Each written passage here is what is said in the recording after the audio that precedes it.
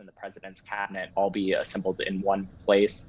Obviously, we're coming off a tremendous, year here, finally sort of moving out of COVID to the point where this is possible. So I think, just an exciting hallmark there. But also, there's a lot going on around the world. And so what an important moment, both not only domestically with the progress that President Biden has made sort of implementing his domestic agenda, but obviously, what's going on in Ukraine. And so a real moment on the global stage for the president to be addressing our country, to talk about America's leadership in the world, both abroad and at home. So, it's fun to see everyone come together. Right now on the screen, I see, Senator Romney and Senator Manchin, obviously, from different sides of the aisle, but it's nice to see them, having a nice conversation as everyone comes to the chamber. And I just think, people, lawmakers, I think like a lot of Americans are excited to be in the room together to hear, about the future of our country, the moment we're in at this really important moment. So it's nice to see everyone in the chambers together and excited for the speech tonight. Yeah, and of course, that is something that is new, and thankfully so, that mask use is optional now on the halls and the campus of the Capitol complex due to the new CDC guidance we just got last Friday, and this is especially for vaccinated Americans. And so, you're going to see a lot of members without their masks on, mostly Democrats that we haven't seen their faces without a mask in the chamber for some time. So this is going to be a hallmark of President Biden's address tonight. How do they move the COVID-19 pandemic narrative forward to try to reset? And of course, Rhett, before you respond to that, this is also historic. We're seeing very, very two prominent women, Vice President Harris, Speaker Pelosi, who are going to be behind President Biden tonight. That's the first time in a State of the Union address, so quite historic. Yeah, I mean, what an amazing moment. We're going to watch, two women who are, in line to the presidency, sit behind, the president of the United States. And so obviously, having Kamala Harris there, who's, not only identifies as African-American, but also Asian American, this is an exciting moment as well. And Speaker Pelosi has done this many times, but exciting to have obviously two amazing women leaders sitting behind the president tonight. So a lot of firsts happening tonight. I think as it relates to COVID, I think everyone across the country is really starting to feel like, we are getting to terms with understanding how to live with COVID. We've played an important role over the last few years. Americans have, worked really hard to, stay inside and slow the spread. And there's work that we're going to continue to need to do. But CDC's new guidance, is allowing more flexibility because we've done some of that hard work. And that doesn't mean that, the science isn't going to change and that there's going to be more work to do. But obviously, we're having this moment. I should know. Everyone who's in the chamber tonight got tested. So, still really important protocols in place. And so while we'll see a lot of faces for the first time, without masks over the last few years, and I think, we'll still see a number of folks, who may have a pre-existing condition or, something of the effect who are at higher risk who will still have to wear a mask. I think we'll see a lot of folks for the first time not wear a mask, and it will be nice to see their faces and have some return to normalcy as we sort of move towards this period. One thing that will be different about this year is, normally most folks invite some sort of guest. And so, unfortunately, there won't be any guests in the audience other than the few folks that do get invited by the president and get to be in the president's box. And so we'll have some guests in the chamber, but I think the exciting piece here is allowing lawmakers to be together during the State of the Union. Rhett, Daytona Everett here. Again, thanks for coming on. Obviously, COVID-19 top of mind. We're seeing some lawmakers with their masks on, but also top of mind, the Russian invasion. And just within the past hour here, we're now hearing the U.S. has decided to ban Russian aircraft from American airspace within 24 hours. Substantial timing on this decision. Yeah, look, I mean, we're still getting the details of what exactly that means. But, the U.S. is now doing exactly what we said we would do, which is a few things. One is We stand with our European and NATO allies. As you saw, a number of our European and NATO allies actually announced this over the weekend. And second, we're going to continue to ramp up sanctions and take other economic measures to show Vladimir Putin that we're serious. And I think, the president has committed to say that, these would be the most severe economic sanctions that Vladimir Putin has ever experienced. And I think he's carrying through that. We saw some of that, with the economic sanctions. Not only is Vladimir Putin on the sanctions list himself, a number of oligarchs who are around him. And we've taken some of these measures before, but to name a head of state to the sanctions list is truly unprecedented. And so that was a move. But also the work to quite frankly, deflate the Russian central bank. I mean, that is a serious move. We saw news today that the ruble is not doing well at all against the US dollar. And so the Russian economy is really going to feel the pain of the president's actions for what is just a senseless war and an unpremeditated, not necessary war against Ukraine. And so I think this move against banning Russian aircraft in US space is just another signal to President Putin that we're serious about standing with our NATO allies, and we're serious about making sure that we have the citizens of Ukraine's back in this critical moment as they fight for their democracy. And Red, speaking on that right now, we're taking a look at the Ukrainian ambassador to the United States. Her name is Oksana Markarova.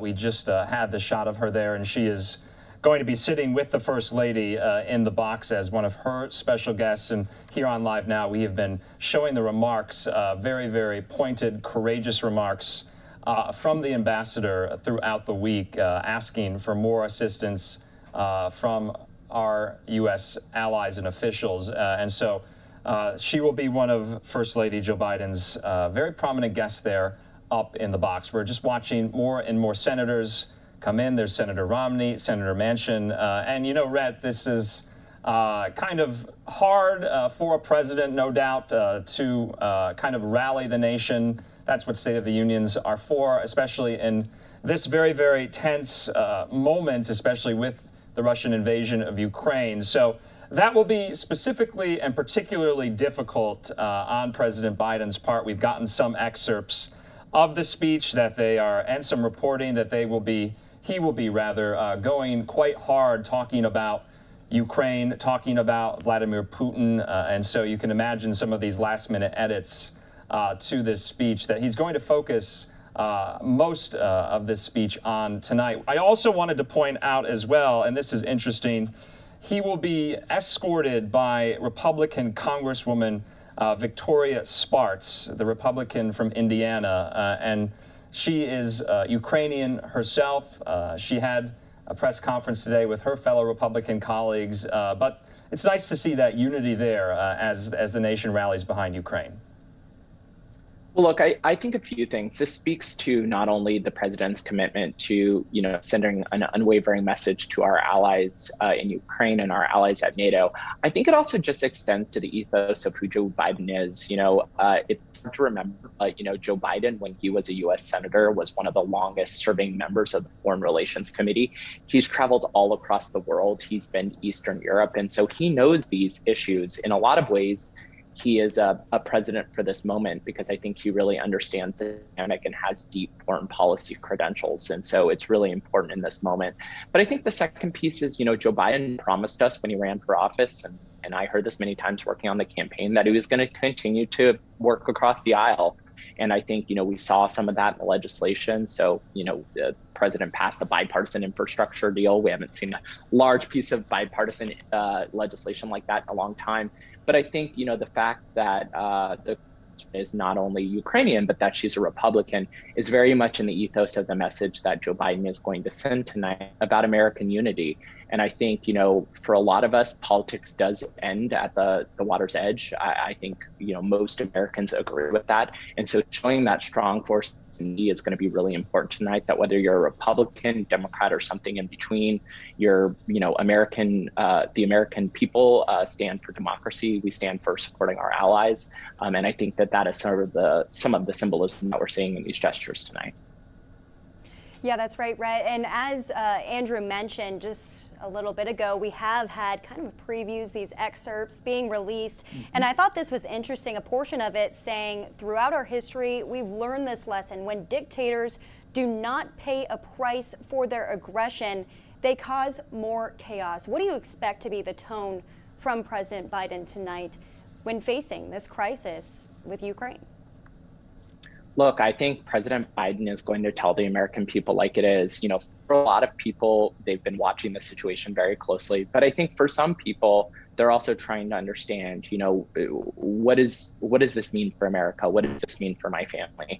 And I think the president has a really important opportunity to talk about that and what democracy means. We're living in a very interesting moment where a lot of our institutions are being changed. Our economy is changing rapidly. Some of that is because of the public health crisis. Some of that is because technology, but also, you know, reshape the way that we think about our relationships abroad. And I think, you know, the previous administration took a very different stance to NATO and the important role that that plays in our security. And I think that this situation has zoned in for us the critical importance of allyship, the critical importance of NATO to our security here at home, around the world. And so I think the president is really going to talk about those things. And I also think he's going to be very direct, as he's been over the last few weeks with President Putin, that the US does not accept this, that they'll continue to pay an economic price, and then America will continue to stand with our allies in Europe as we make sure to defend democracy in the Western world. Rhett, just hold on there for a minute. We're listening in to Speaker Pelosi. The gentleman from Maryland, Mr. Hoyer. The gentleman from South Carolina, Mr. Clyburn. The gentleman from the gentlewoman from Massachusetts, Ms. Clark. The gentleman from New York, Mr. Jeffries. The gentleman from New York, Mr. Sean Patrick Maloney. The woman from Ohio, Ms. Capter. The gentlewoman from Delaware, Ms. Blunt Rochester. The gentleman from California, Mr. McCarthy. The gentleman from Louisiana, Mr. Scalise. The gentlewoman from New York, Ms. Stefanik. The gentleman from Louisiana, Mr. Mike Johnson. The gentleman from Alabama, Mr. Palmer. The gentleman from Oklahoma, Mr. Cole. The gentlewoman from Indiana, Ms. Spartz.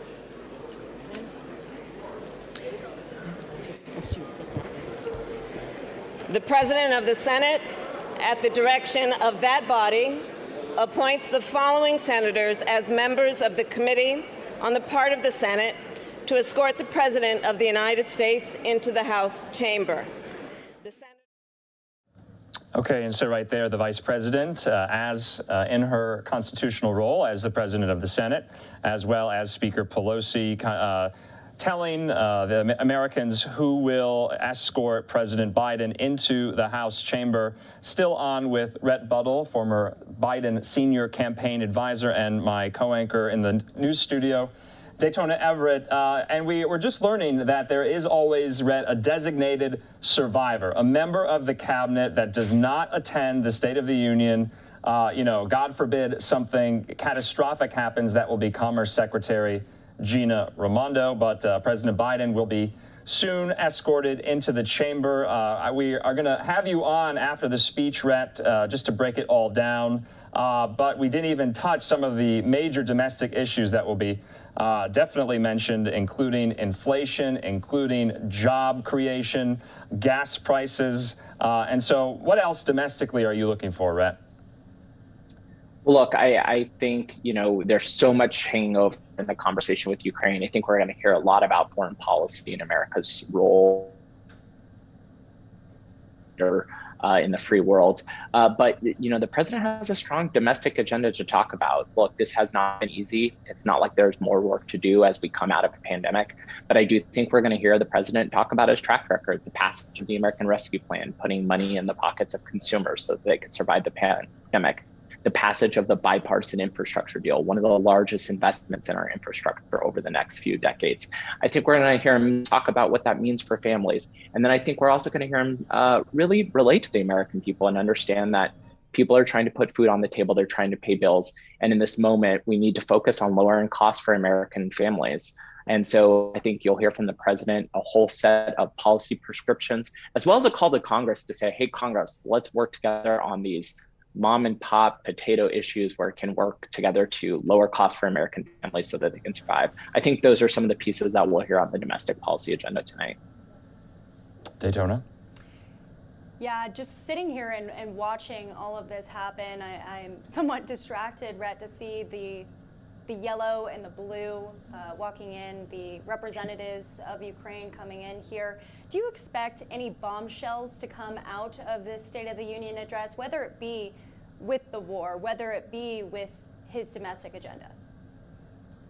Look, I don't think we're going to expect a whole variety of, anything that's shocking. Of course, there will be a number of new initiatives. I know that the president is going to talk about, for example, the importance of making sure that we're holding the government accountable. A lot of money has gone out the door to American families and small businesses. I know that he's going to talk about the importance of making sure that we are looking at fraud, waste, and abuse, in particular, examining the Paycheck Protection Program, which quite frankly helped a lot of small businesses, but we want to make sure that the money is going in the right place. So I think we will hear him talk about a number of initiatives that him and his administration are going to be putting in place. But I think most importantly, probably the challenge is that this is a moment of leadership.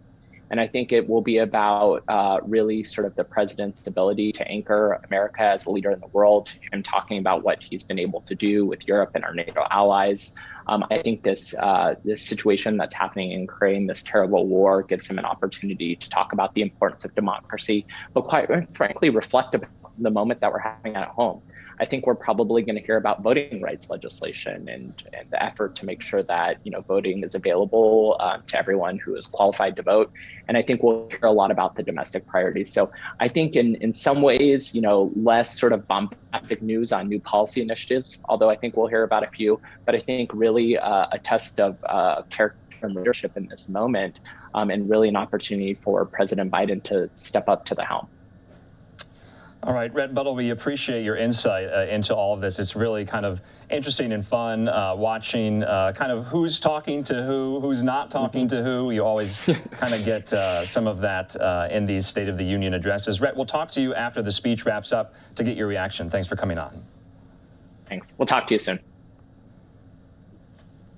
All right, and right now we're about 5 minutes until President Biden does begin his address here. Now, members of the Supreme Court walking into the chamber, Chief Justice John Roberts there, followed by retiring Justice Stephen Breyer. And of course, that will be definitely a line in the president's State of the Union. Just last Friday, he announced who he wants to replace Justice Breyer with. Judge Ketanji Brown Jackson, her confirmation battle is now set. You see all of the top military leaders of the country. We saw Chairman of the Joint Chiefs, Mark Milley, and so the Supreme Court justices are there. Now we await members of the cabinet. We also await President Biden himself. Speaking of members of the cabinet, some of them tweeted a picture out before they got into the Capitol complex. Just want to put that up for you. You can see here from Secretary of the Interior, Deb Haaland there. We're on the way to the Capitol for POTUS's first State of the Union address. After a historic year of investments to help our nation build back better, I look forward to hearing his vision for the year ahead. I am forever grateful to be part of the Biden-Harris administration. Let's just listen in. Daytona, any final thoughts? It is so awesome to see the blue and yellow of Ukraine there. And First Lady Jill Biden, let's listen in.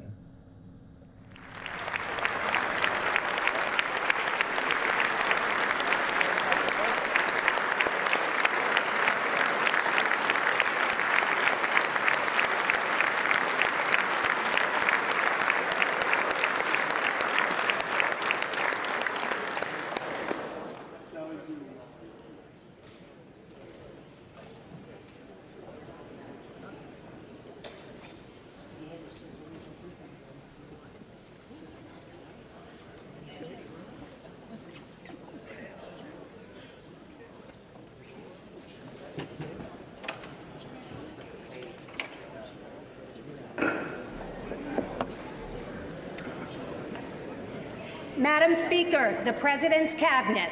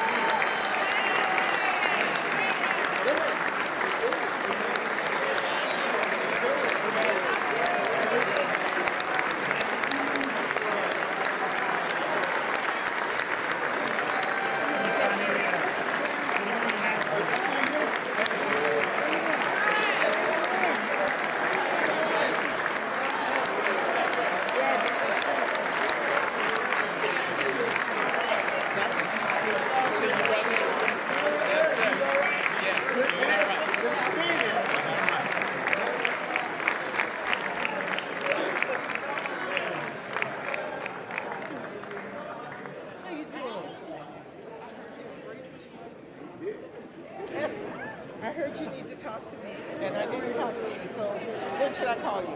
Tomorrow we can, and I'm going to do anything that we can. I call a few ambassadors, about tomorrow, but whatever, so we can talk. Okay, we'll do that. How you doing? Okay, how are you?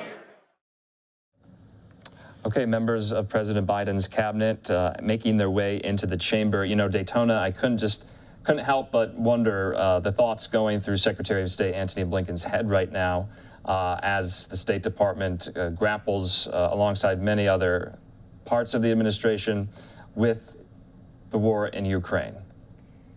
Yeah, that's right. We heard from Secretary Blinken today. He released a pre-recorded address expressing really his condolences to already the many Ukrainian lives that have been lost due to the situation in Ukraine, but saying that unity needs to be the main focus, the prime focus right here at home as we are facing battles of our own. Of course, though, President Zelensky has been a major table topic this week, with him getting a standing ovation. Now these officials, U.S. officials, getting a standing ovation of their own as they have been tirelessly working day and night as this invasion got closer and closer and now is in full force. So there will be interesting reaction from both sides of the aisle when it comes to President Biden and his response, which I believe Biden should be stepping up here soon.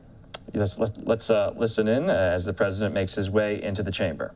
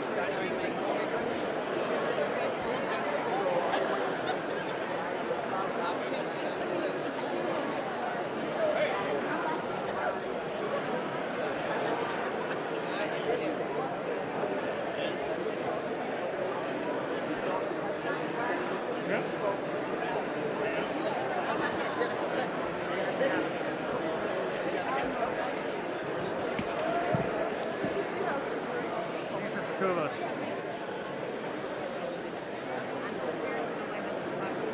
I don't even. Oh, there he is. Ah.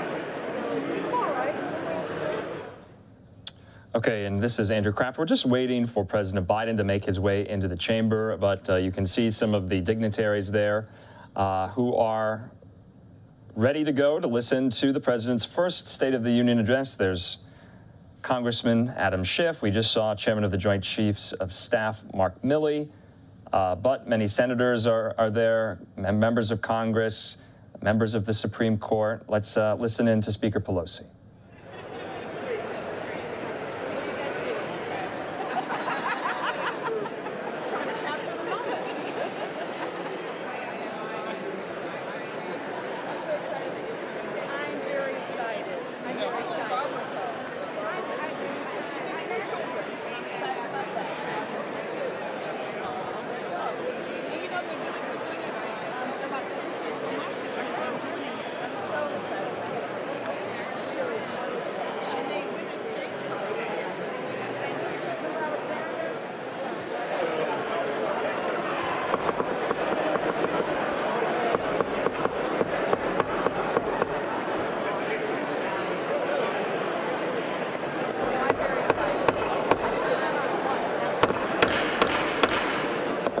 Speaker, the President of the United States.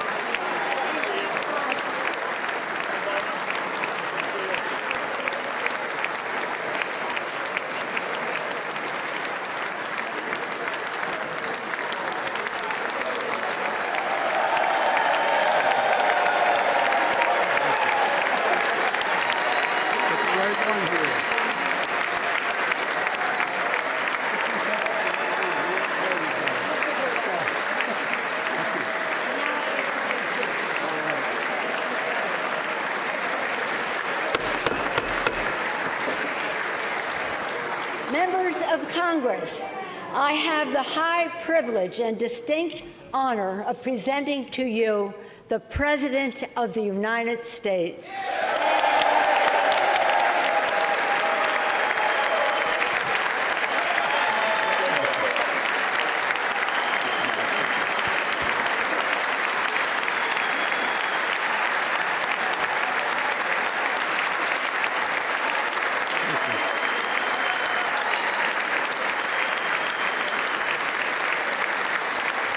Thank you, thank you, thank you.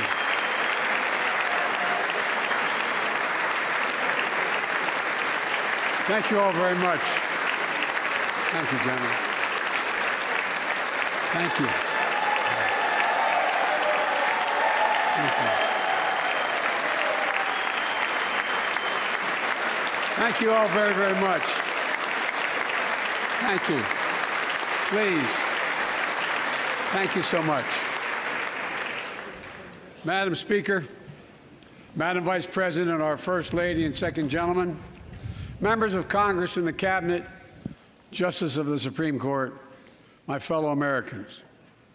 Last year, COVID-19 kept us apart. This year, we're finally together again. Tonight,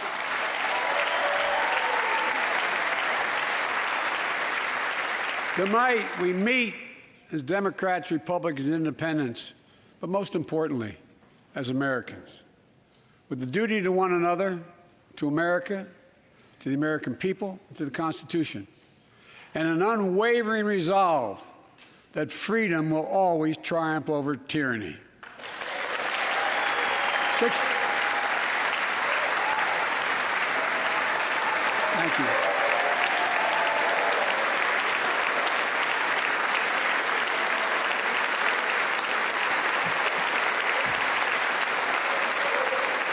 6 days ago, Russia's Vladimir Putin sought to shake the very foundations of the free world, thinking he could make it bend to his menacing ways.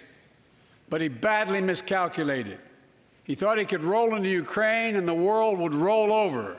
Instead, he met with a wall of strength he never anticipated or imagined. He met the Ukrainian people.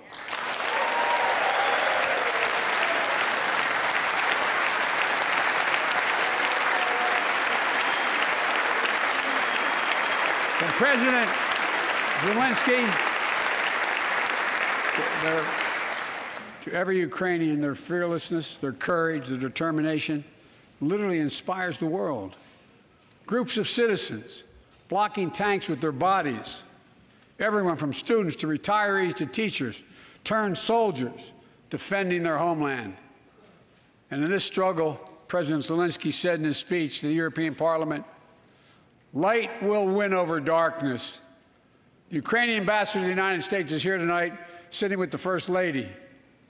Let each of us, if you're able to stand and send an unmistakable signal to the world of Ukraine. Thank you. Thank you, thank you, thank you.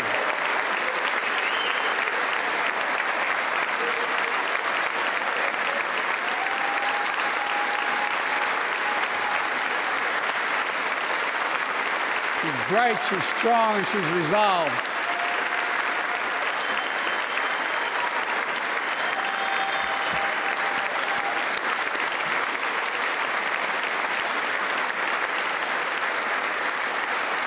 Yes, we, the United States of America, stand with the Ukrainian people. Throughout our history, we've learned this lesson. When dictators do not pay a price for their aggression, they cause more chaos. They keep moving, and the cost, the threats to America and America to the world keeps rising. That's why the NATO alliance was created, to secure peace and stability in Europe after World War II. The United States is a member, along with 29 other nations. It matters. American diplomacy matters. American resolve matters. Putin's latest attack on Ukraine was premeditated and totally unprovoked. He rejected repeated efforts at diplomacy. He thought the West and NATO wouldn't respond. He thought he could divide us at home, in this chamber, in this nation. He thought he could divide us in Europe as well. But Putin was wrong. We are ready. We are united, and that's what we did. We stayed united. We prepared extensively and carefully. We spent months building coalitions of other freedom-loving nations in Europe and the Americas, from America to the Asian and African continents, to confront Putin. Like many of you, I spent countless hours unifying our European allies. We shared with the world in advance what we knew Putin was planning and precisely how we would try to falsify and justify his aggression. We countered Russia's lies with the truth. And now that he's acted, the free world is holding him accountable, along with 27 members of the European Union, including France, Germany, Italy, as well as countries like the United Kingdom, Canada, Japan, Korea, Australia, New Zealand, and many others. Even Switzerland are inflicting pain on Russia and supporting the people of Ukraine. Putin is now isolated from the world more than he has ever been. Together,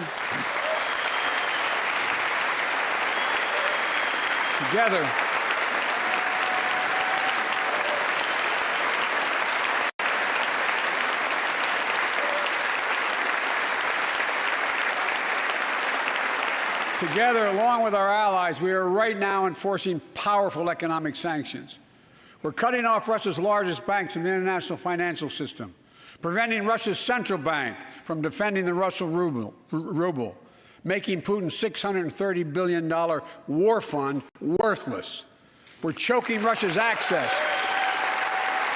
To technology that will sap its economic strength and weaken its military for years to come. Tonight, I say to the Russian oligarchs and the corrupt leaders who bilked billions of dollars off this violent regime, no more. The United States,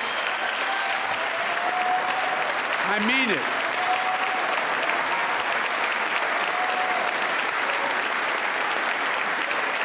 The United States Department of Justice is assembling a dedicated task force to go after the crimes of the Russian oligarchs.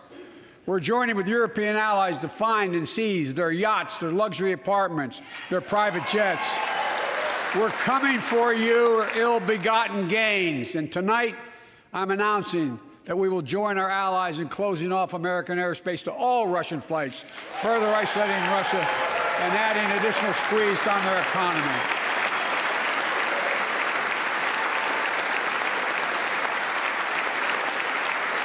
He has no idea what's coming.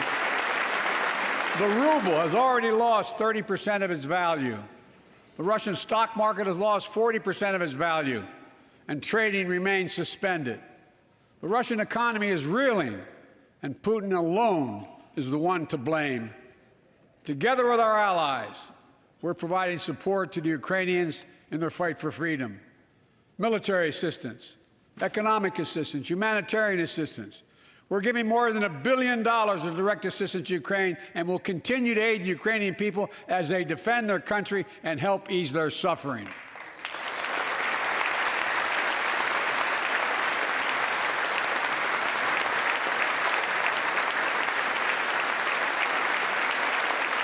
But let me be clear, our forces are not engaged and will not engage in the conflict with Russian forces in Ukraine. Our forces are not going to Europe to fight Ukraine, but to defend our NATO allies in the event that Putin decides to keep moving west.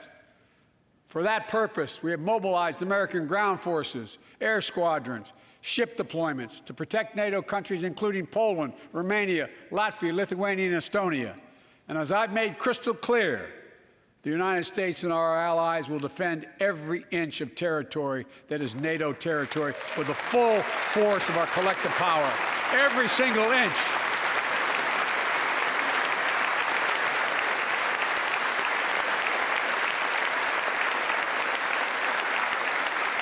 And we're clear-eyed. The Ukrainians are fighting back with pure courage. But the next few days, weeks, and months will be hard on them. Putin has unleashed violence and chaos. But while he may make gains on the battlefield, he'll pay a continuing high price over the long run. And a pound of Ukrainian people, the proud, proud people, pound for pound, ready to fight with every inch of energy they have.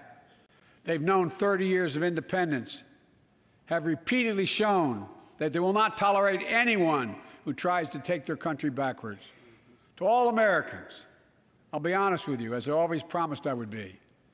A Russian dictator invading a foreign country has cost around the world. And I'm taking robust action to make sure the pain of our sanctions is targeted at the Russian economy, and that we use every tool at our disposal to protect American businesses and consumers.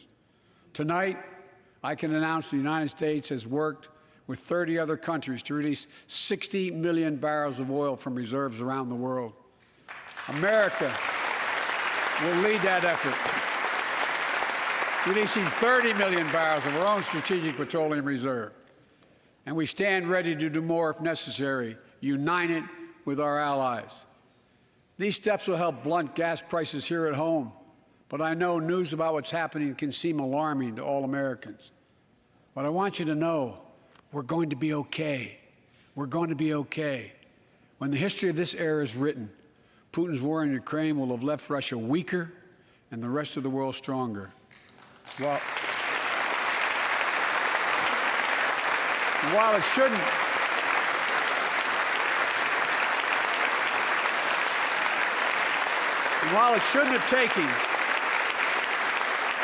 have taken something so terrible for people around the world to see what's at stake, now everyone sees it clearly. We see the unity among leaders of nations, a more unified Europe, a more unified West. We see unity among the people who are gathering in cities and large crowds around the world, even in Russia, to demonstrate their support for the people of Ukraine. In the battle between democracy and autocracies, democracies are rising to the moment, and the world is clearly choosing the side of peace and security. This is the real test, and it's going to take time. So let us continue to draw inspiration from the iron will of the Ukrainian people. To our fellow Ukrainian Americans who forged the deep bond that connects our two nations, we stand with you. We stand with you.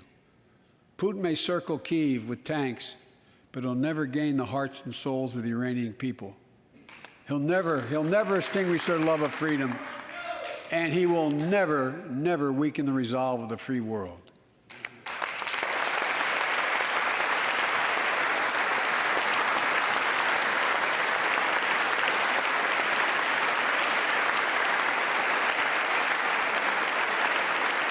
We meet tonight in an America that has lived through two of the hardest years this nation has ever faced.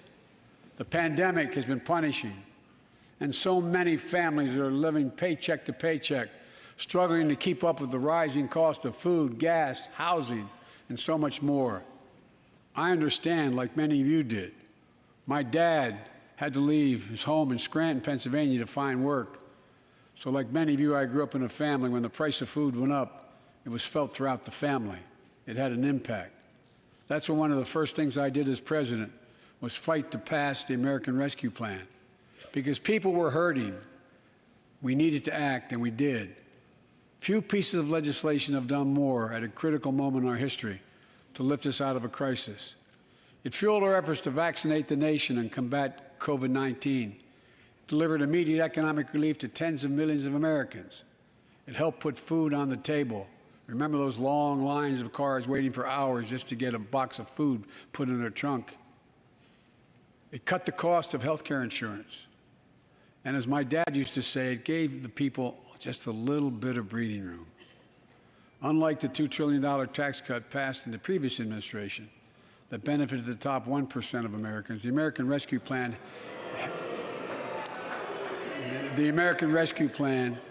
helped working people and left no one behind. Folks,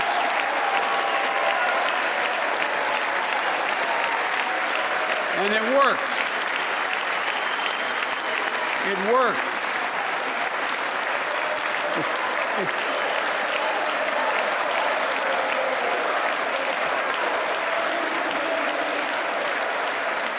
It worked.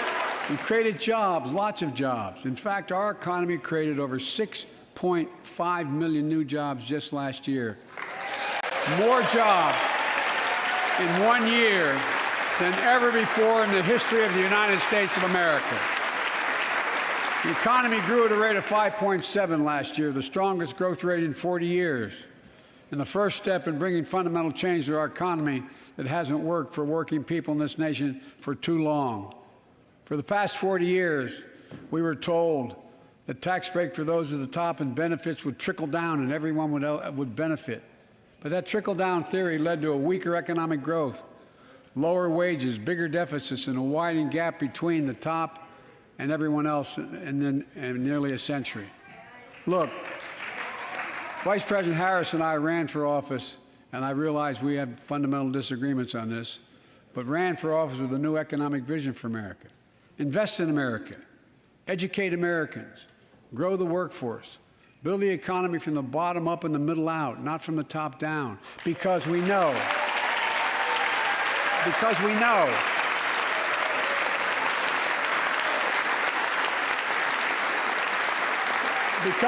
when the middle class grows, the poor have a way up and the wealthy do very well. America used to have the best roads, bridges, and airports on earth, and now our infrastructure is ranked 13th in the world. We won't be able to compete for the jobs of the 21st century if we don't fix it.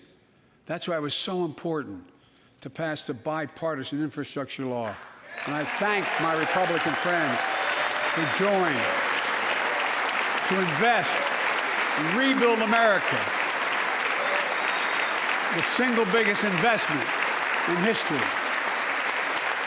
It was a bipartisan effort, and I want to thank the members of both parties who worked to make it happen. We're done talking about infrastructure weeks. We're now talking about an infrastructure decade. And look, it's going to transform America, to put us on a path to win the economic competition of the 21st century that we face with the rest of the world, particularly China. I've told Xi Jinping it's never been a good bet to bet against the American people.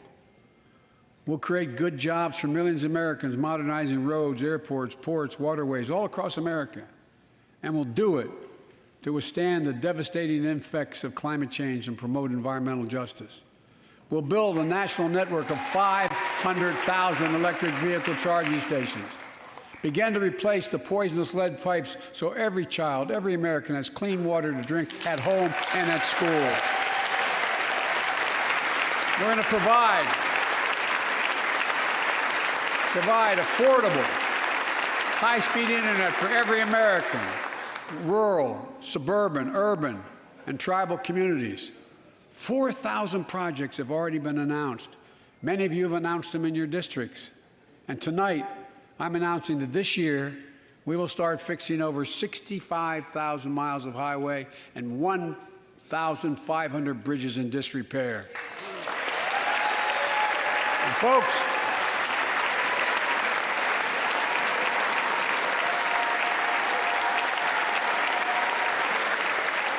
when we use taxpayers' dollars to rebuild America, we're going to do it by buying America. Buy American products. Support American jobs.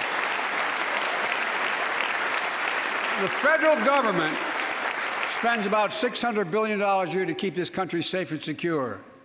There's been a law on the books for almost a century to make sure taxpayers' dollars support American jobs and businesses. Every administration, Democrat and Republican, says they'll do it, but we're actually doing it. We'll buy America to make sure everything from the deck of an aircraft carrier to the steel on highway guardrails is made in America from beginning to end. All of it. All of it.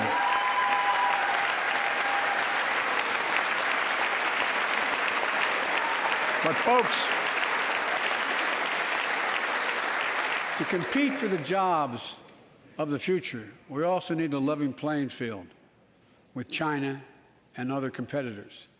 That's why it's so important to pass the Bipartisan Innovation Act sitting in Congress that will make record investments in emerging technologies and American manufacturing. We used to invest almost 2% of our GDP in research and development. We don't now. China is. Let me give you one example why it's so important to pass. If you travel 20 miles east of Columbus, Ohio, you'll find 1,000 empty acres of land. It won't look like much, but if you stop and look closely, you'll see a field of dreams, the ground on which America's future will be built. That's where Intel, the American company that helped build Silicon Valley, is going to build a $20 billion semiconductor megasite. Up to 8 state-of-the-art factories in one place. 10,000 new jobs. And in those factories, the average job about $135,000 a year. Some of the most sophisticated manufacturing in the world to make computer chips the size of a fingertip that power the world in everyday lives. From smartphones, technology, the internet, technology that's yet to be invented. But that's just the beginning. Intel CEO Pat Gelsinger, who was here tonight, I don't know where Pat is. Pat, there you go. Pat, stand up.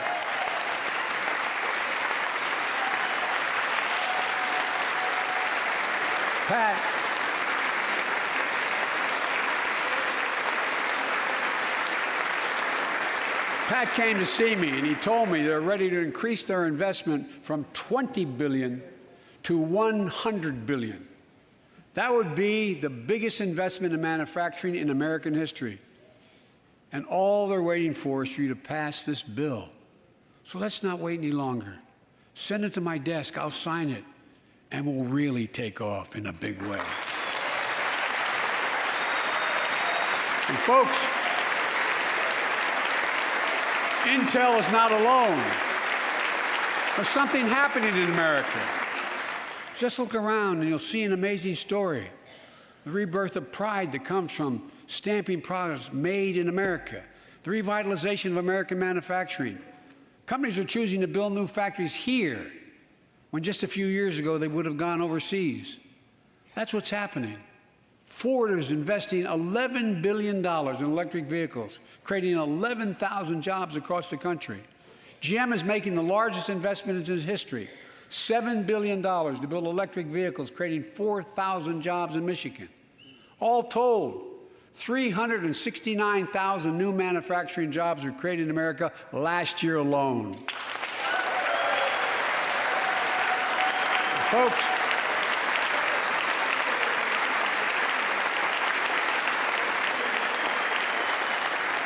powered by people I've met like JoJo Burgess from generations of union steelworkers in Pittsburgh, who's here tonight. Where are you, JoJo? There you go. Thanks, buddy. As Ohio Senator Sherrod Brown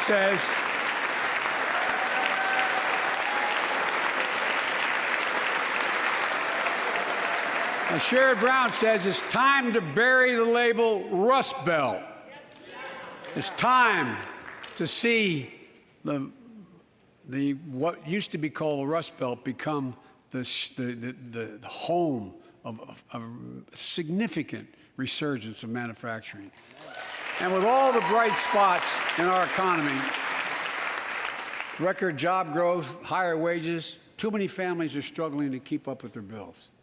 Inflation is robbing them of gains they thought otherwise they would be able to feel. I get it.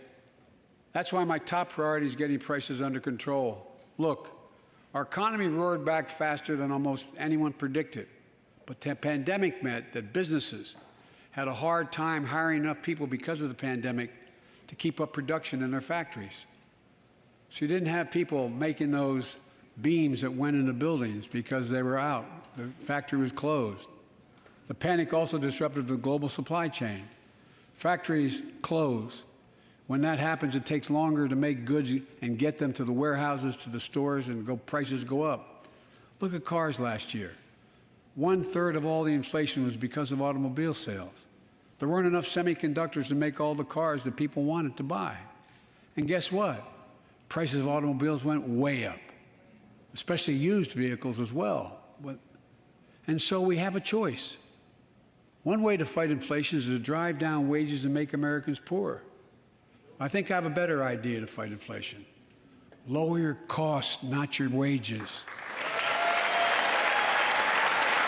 And folks,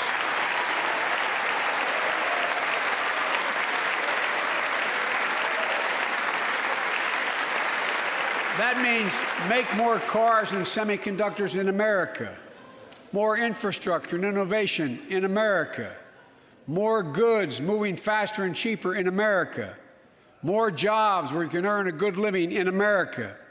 Instead of relying on foreign supply chains, let's make it in America. Look,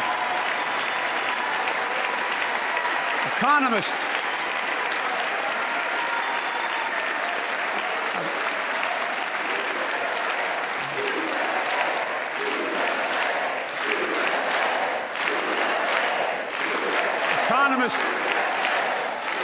call this increasing the productive capacity of our economy.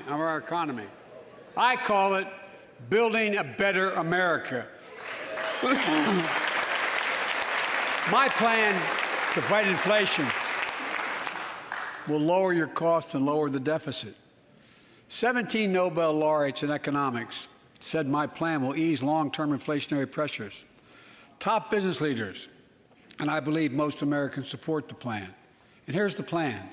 First, cut the cost of prescription drugs. We pay more for the same drug produced by the same company in America than any other country in the world. Just look at insulin. 1 in 10 Americans has diabetes. In Virginia, I met a 13-year-old boy, the handsome young man standing up there, Joshua Davis. He and his dad both have type 1 diabetes, which means they need insulin every single day. Insulin costs about $10 a vial to make. That's what it costs the pharmaceutical company. But drug companies charge families like Joshua and his dad up to 30 times that amount. I spoke with Joshua's mom. Imagine what it's like to look at your child who needs insulin to stay healthy and have no idea how in God's name you're going to be able to pay for it. what it does to your family, but what it does to your dignity, your ability to look your child in the eye, to be the parent you expect yourself to be. I really mean to think about that. That's what I think about. You know, yesterday, Joshua's here tonight, but yesterday was his birthday. Happy birthday, buddy, by the way. For Joshua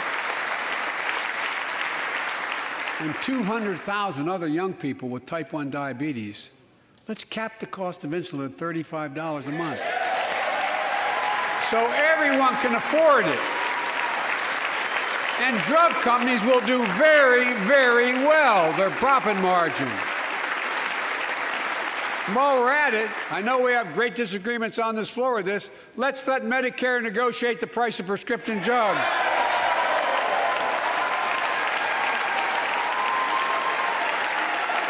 They already set the price for VA drugs. Look, the American Rescue Plan is helping millions of families with Affordable Care Act plans to save them $2,400 a year on their health premiums. Let's close the coverage gap and make these savings permanent. And second,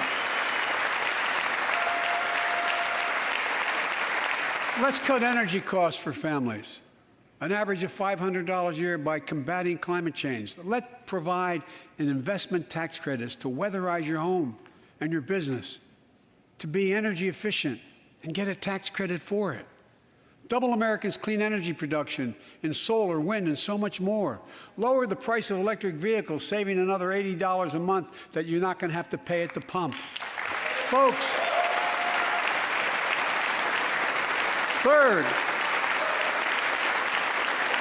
the third thing we can do to change the standard of living for hardworking folks is cut the cost of child care. Cut the cost of child care. Folks, if you live in a major city in America, you pay up to $14,000 a year for child care per child. I was a single dad for 5 years, raising 2 kids. I had a lot of help, though. I had a mom, a dad, a brother, and a sister that really helped. But middle class and working folks shouldn't have to pay more than 7% of their income to care for the young children.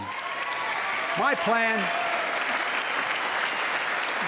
would cut the cost of child care in half for most families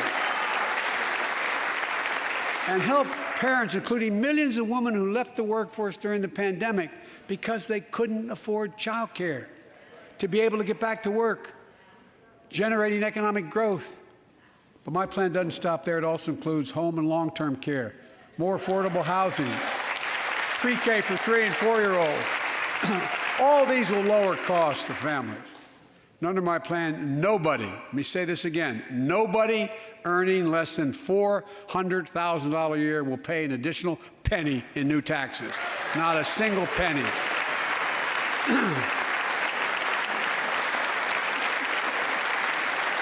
I may be wrong, but my guess is if we took a secret ballot in this floor, that we'd all agree that the present tax system ain't fair. We have to fix it. I'm not looking to punish anybody, but let's make corporations and wealthy Americans start paying their fair share. Look, last year,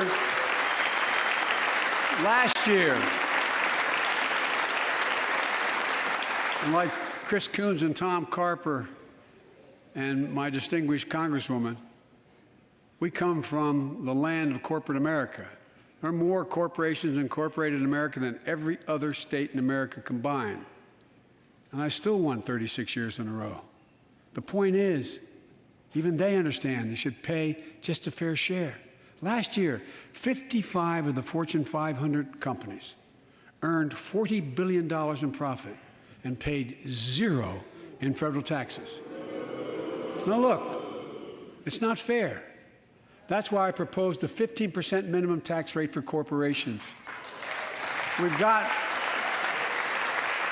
that's why in the G7 and other meetings overseas, I was able to be somewhat helpful, 130 countries agree on a global minimum tax rate.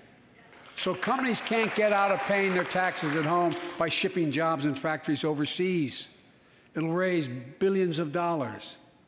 That's why I propose closing loopholes for the very wealthy who pay a lower tax rate than a teacher and a firefighter. So that's my plan, but we'll go more detail later. We will grow the economy, lower the cost of families. So what are we waiting for? Let's get this done. We all know we've got to make changes. Folks,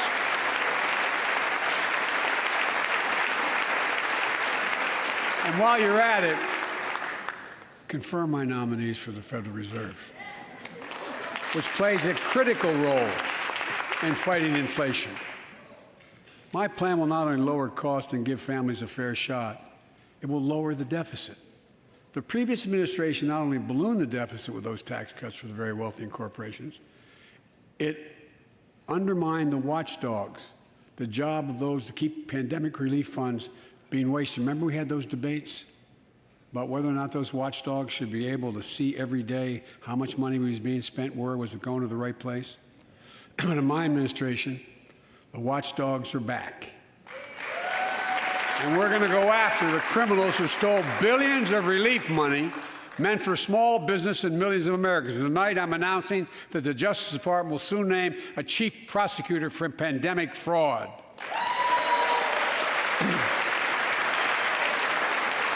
And look,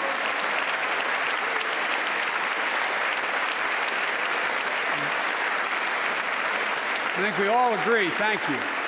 By the end of this year, the deficit will be down to less than half of what it was before I took office. The only president ever to cut the deficit by more than $1 trillion in a single year. Lowering your cost also meant demanding more competition. I'm a capitalist, but capitalism without competition is not capitalism. Capitalism without competition is exploitation. It drives up profits. And corporations have to compete. Their profits go up and your prices go up when they don't have to compete. Small businesses and family farmers and ranchers, I need not tell some of my Republican friends from those states. Guess what? You got 4 basic meat packing facilities. That's it. You play with them or you don't get to play at all. And you pay a hell of a lot more. A hell of a lot more because there's only 4. See what's happening with ocean carriers moving goods in and out of America. During the pandemic, about half a dozen or less foreign-owned companies raised prices by as much as 1,000% and made record profits. Tonight, I'm announcing a crackdown on those companies overcharging American businesses and consumers. And folks,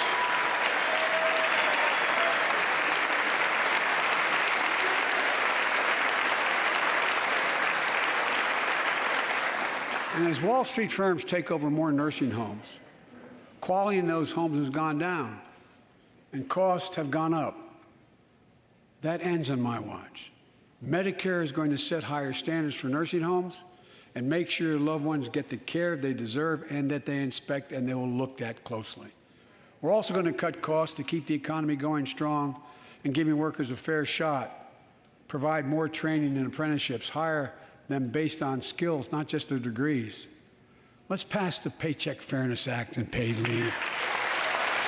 Raise the minimum wage to $15 an hour and extend the child tax credit so no one has to raise a family in poverty. Let's increase Pell Grants, increase our historic support for HBCUs, and invest in what Jill, our First Lady who teaches full-time, calls America's best-kept secret, community colleges. Look, let's pass the PRO Act. When a majority of workers want to form a union, they shouldn't be able to be stopped. When we invest in our workers and we build an economy from the bottom up and the middle out together, we can do something we haven't done in a long time, build a better America. For more than 2 years, COVID has impacted every decision in our lives and the life of this nation. And I know you're tired, frustrated, and exhausted. That doesn't even count the close to 1 million people who sit at a dining room table or a kitchen table and look at an empty chair because they lost somebody. But I also know this, because of the progress we've made, because of your resilience and the tools that we have been provided by this Congress. Tonight I can say we're moving forward safely back to more normal routines. We've reached a new moment in the fight against COVID-19, where severe cases are down to a level not seen since July of last year. Just a few days ago, the Center for Disease Control and Prevention issued a new mask guidelines. Under the new guidelines, most Americans and most of the country can now go mask-free. And based on projections, more of the country will reach a point across the next couple of weeks. And thanks to the progress we've made in the past year, COVID-19 no longer need control our lives. I know some are talking about living with COVID-19, but tonight I say that we never will just accept living with COVID-19. We'll continue to combat the virus as we do other diseases. And because this virus mutates and spreads, we have to stay on guard. And here are 4 common sense steps as we move forward safely, in my view. First, stay protected with vaccines and treatments. We know how incredibly effective vaccines are. If you're vaccinated and boosted, you have the highest degree of protection. And we'll never give up on vaccinating more Americans. Now, I know parents with kids under 5 are eager to see their vaccines authorized for their children. Scientists are working hard to get that done. We'll be ready with plenty of vaccines if and when they do. We're all ready. We are also ready with antiviral treatments. If you get COVID-19, the Pfizer pill reduces your chances of ending up in the hospital by 90%. I've ordered more pills than anyone in the world has. Pfizer is working overtime to get us 1 million pills this month and more than double that next month. And now we're launching the Test to Treat initiative. So people can get tested at a pharmacy, and if they prove positive, receive the antiviral pills on the spot at no cost. And folks, if you're immunocompromised or have some other vulnerability, we have treatments and free high-quality masks. We're leaving no one behind or ignoring anyone's needs as we move forward. On testing, we've made hundreds of millions of tests available, and you can order them for free to your doorstep. And we've already ordered free tests. If you already ordered free tests tonight, I'm announcing you can order another group of tests. Go to covidtest.gov starting next week, and you can get more tests. Second, we must prepare for new variants. Over the past, we've gotten much better at detecting new variants. If necessary, we'll be able to develop new vaccines within 100 days instead of maybe months or years. And if Congress provides the funds we need, we'll have new stockpiles of tests, masks, pills ready if needed. I can't promise a new variant won't come, but I can promise you we'll do everything within our power to be ready if it does. Third,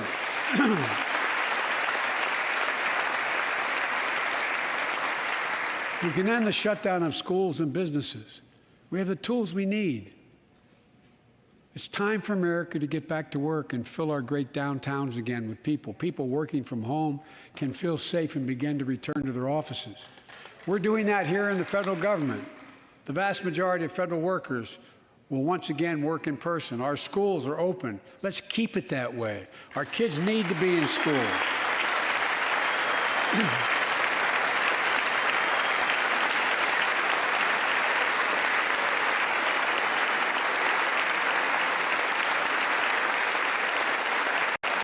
With 75% of adult Americans fully vaccinated and hospitalizations down by 77%, most Americans can remove their masks and stay in the classroom and move forward safely.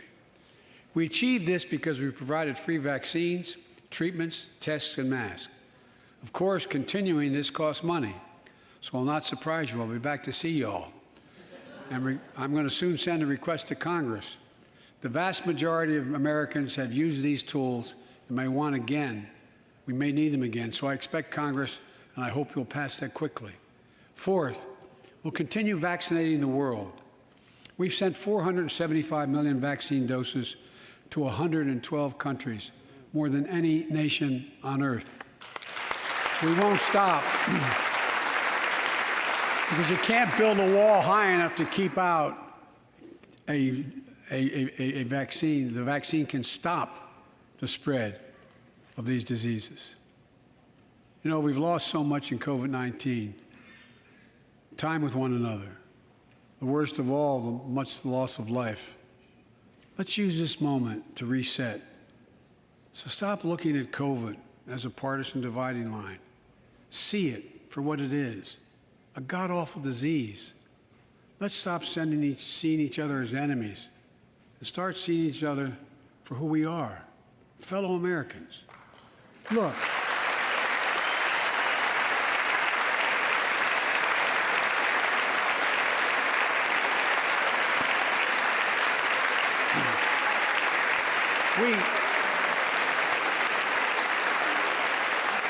we can't change how divided we've been.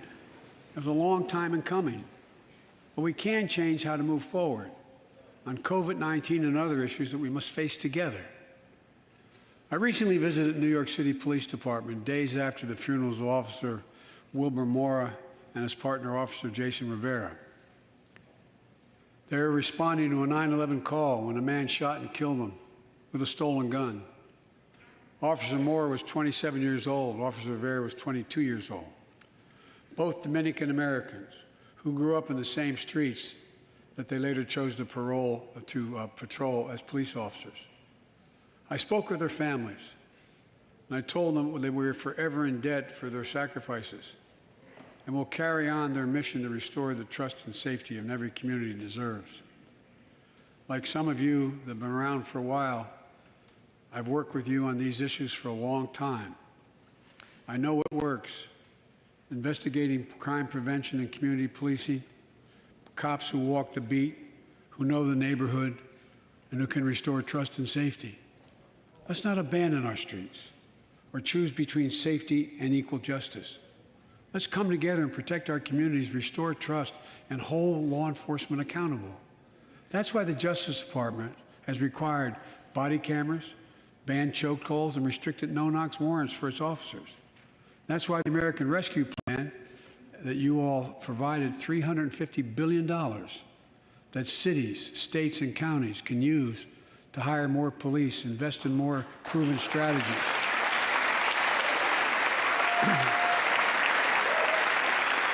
Proven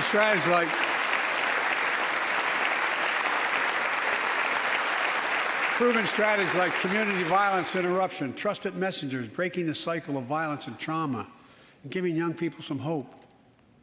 We should all agree the answer is not to defund the police. It's to fund the police. Fund them. Fund them.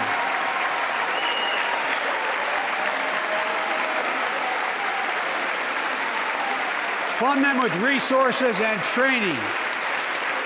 Resources and training they need to protect our communities. I ask Democrats and Republicans alike to pass my budget and keep our neighborhoods safe. And we'll do everything in my power to crack down on gun trafficking of ghost guns that you can buy online, assemble at home, no serial numbers, can't be traced. I ask Congress to pass proven measures to reduce gun violence. Pass universal background checks. Why should anyone on the terrorist list be able to purchase a weapon? Why? Why? And folks, ban assault weapons with high-capacity magazines that hold up to 100 rounds. You think the deer are wearing Kevlar vests? Look, repeal the liability shield that makes gun manufacturers the only industry in America that can't be sued. The only one. Imagine had we done that with the tobacco manufacturers. These laws don't infringe on the Second Amendment. They save lives. The most fundamental right in America is the right to vote and have it counted. And look, it's under assault. In state after state, new laws have been passed. Not only to suppress the vote, we've been there before, but to subvert the entire election. We can't let this happen. Tonight, I call on the Senate to pass the Freedom to Vote Act, pass the John Lewis Act, Voting Rights Act. And while you're at it, pass the Disclose Act so Americans know who's funding our election. Look, tonight, I'd like to honor someone who dedicated his life to serve this country. Justice Breyer, an Army veteran, constitutional scholar, retiring Justice of the United States Supreme Court. Justice Breyer, thank you for your service. Thank you, thank you, thank you. I mean it. Get up, stand, let them see you. Thank you.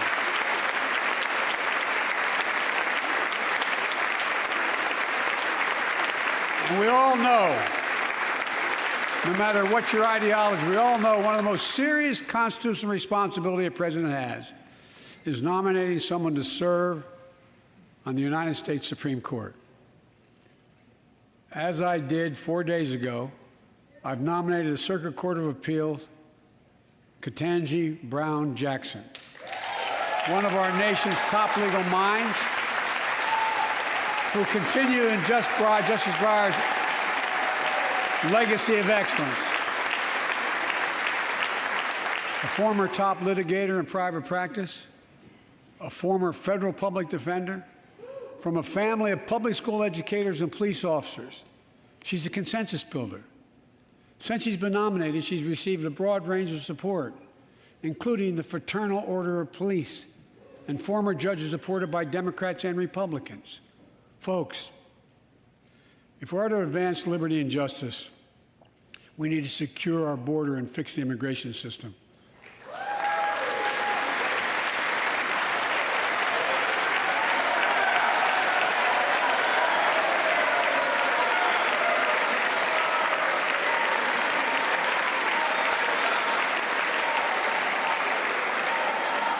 And as you might guess, I think we can do both. At our border, we've installed new technology like cutting-edge scanners to better detect drug smuggling. We've set up joint patrols with Mexico and Guatemala to catch more human traffickers. We're putting in place dedicated immigration judges in a significant larger number so families fleeing persecution and violence can have their cases heard faster, and those who don't legitimately hear can be sent back. We're screening, we're securing commitments and supporting partners in South and Central America to host more refugees and secure their own borders. We can do all this while keeping lit the torch of liberty that has led a generation of immigrants to this land, my forebears and many of yours. Provide a pathway to citizenship for dreamers, those with temporary status, farm workers, essential workers. Revise our laws so businesses have workers they need and families don't wait decades to reunite. It's not only the right thing to do, it's economically smart thing to do. That's why the immigration reform is supported by everyone from labor unions to religious leaders to the U.S. Chamber of Commerce. Let's get it done once and for all. Folks,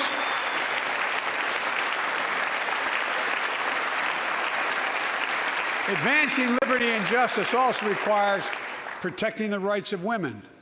The constitutional right affirmed by Roe v. Wade, standing precedent for half a century, is under attack as never before. If you want to go forward, not backwards, we must protect access to health care, preserve a woman's right to choose, and continue to advance maternal health care for all Americans.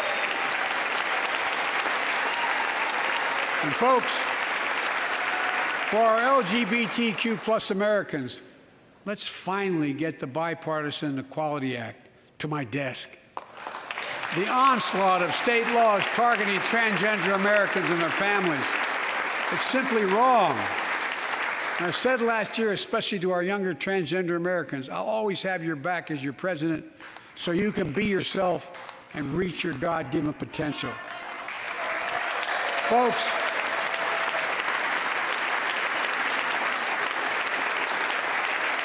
as I've just demonstrated, while it often appears we do not agree, and that we do agree on a lot more things than we acknowledge.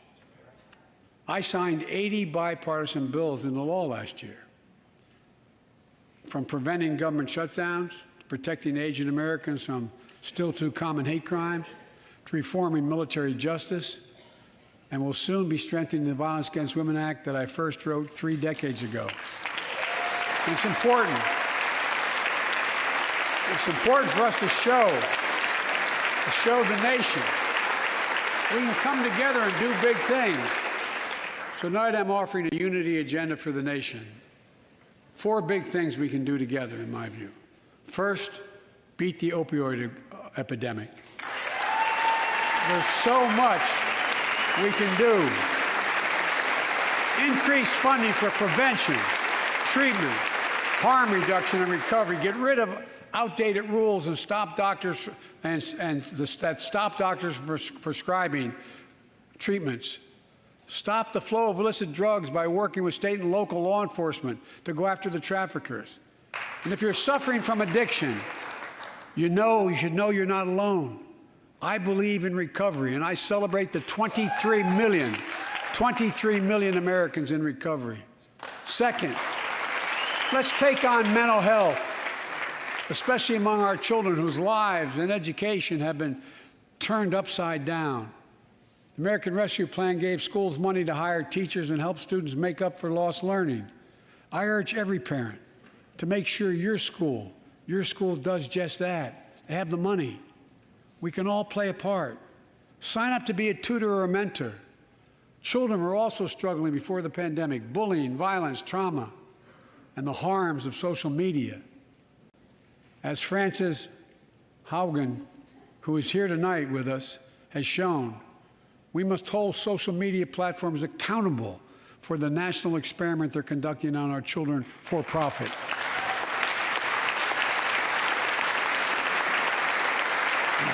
Folks, thank you. Thank you for the courage you showed. It's time to strengthen privacy protections, ban targeted advertising to children, demand tech companies stop collecting personal data on our children, and let's get all Americans the mental health services they need. More people can turn for help and full parity between physical and mental health care if we treat it that way in our insurance. Look,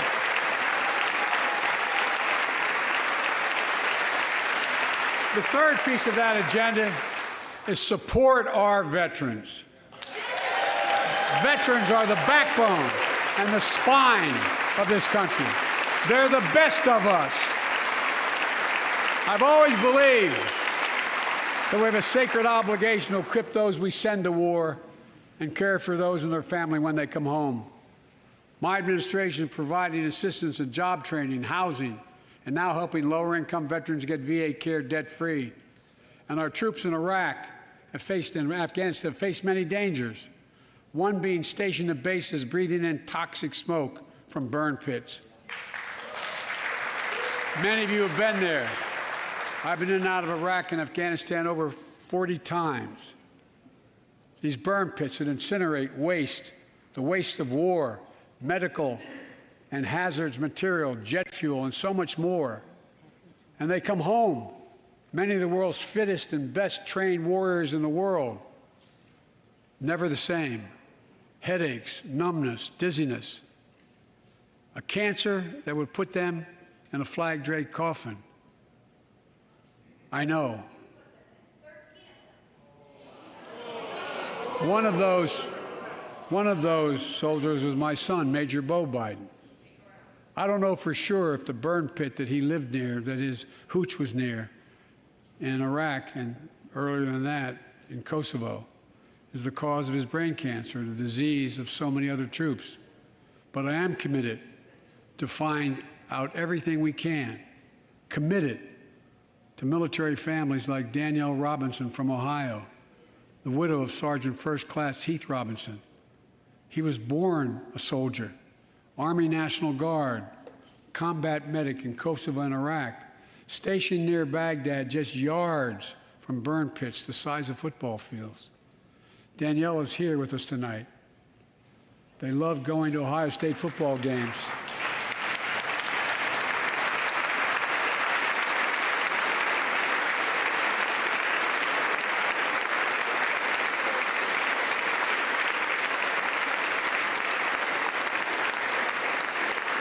and he loved building Legos with their daughter. But cancer from prolonged exposure to burn pits ravaged Heath's lungs and body. Danielle says Heath was a fighter to the very end. He didn't know how to stop fighting, and neither did she. Through her pain, she found purpose to demand that we do better. Tonight, Danielle, we are going to do better. The VA is pioneering new ways of linking toxic exposure to disease, already helping more veterans get benefits. And tonight, I'm announcing we're expanding eligibility to veterans suffering from 9 respiratory cancers. I'm also calling on Congress to pass a law to make sure veterans devastated by toxic exposure in Iraq and Afghanistan finally get the benefits and the comprehensive health care they deserve.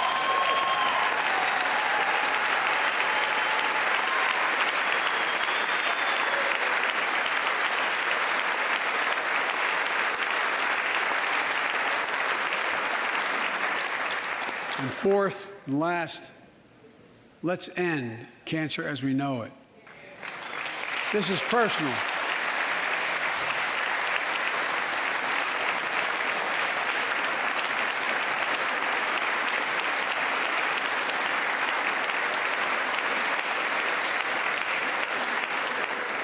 This is personal to me and to Jill and to Kamala and so many of you. So many of you have lost someone you love. Husband, wife, son, daughter, mom, dad. Cancer is the #2 cause of death in America, second only to heart disease.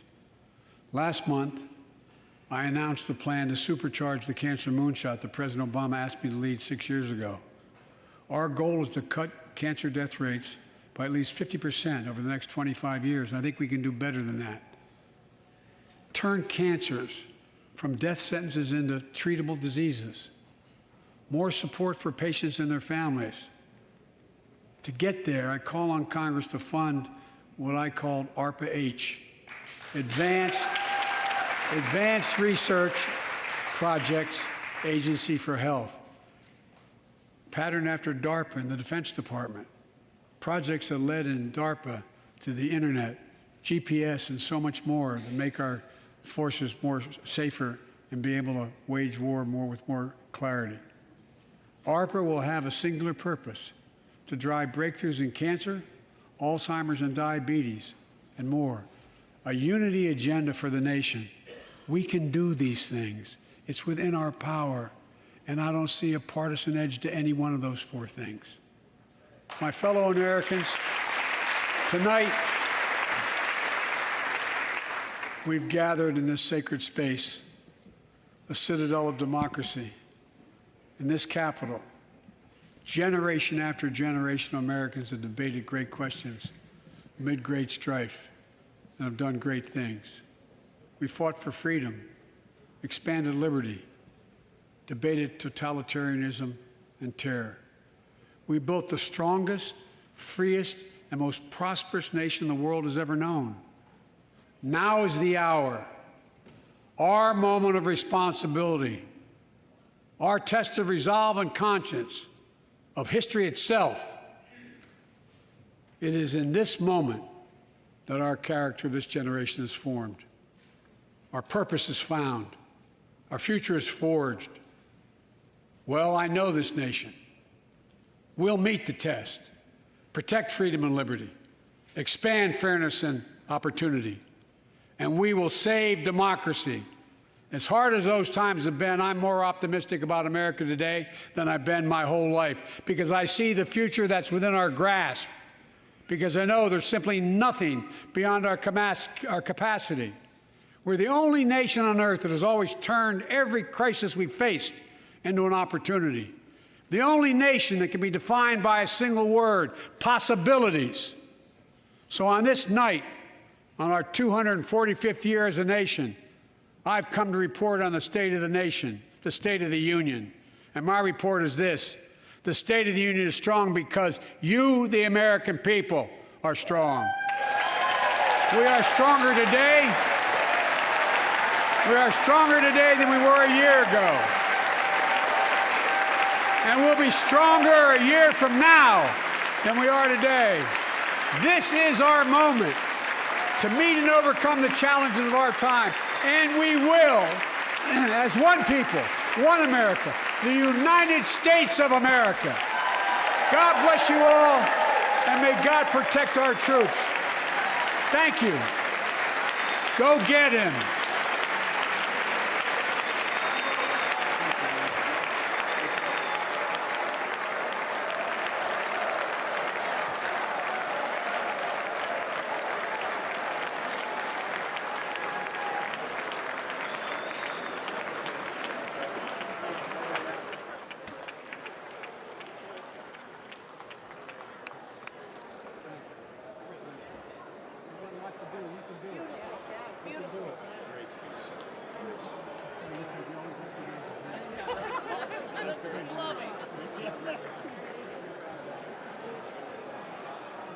Thank you.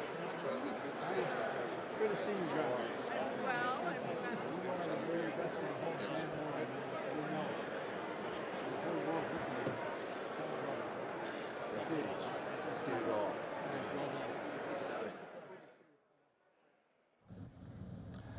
All right, as President Biden now has finished his first State of the Union address, we're going to be taking the opportunity to go over what the president said. It was a little over an hour long, and remember, we had heard from White House Press Secretary Jen Psaki it was not going to be a very, very long speech, but he covered a lot of ground, talking about crime in America, talking about the nation getting past the COVID-19 pandemic, spending a good 10 minutes on the atrocities Vladimir Putin is inflicting on the Ukrainian people, mentioning Putin's name 9 times. There he's shaking hands, Senator Bob Menendez, Congresswoman Jayapal.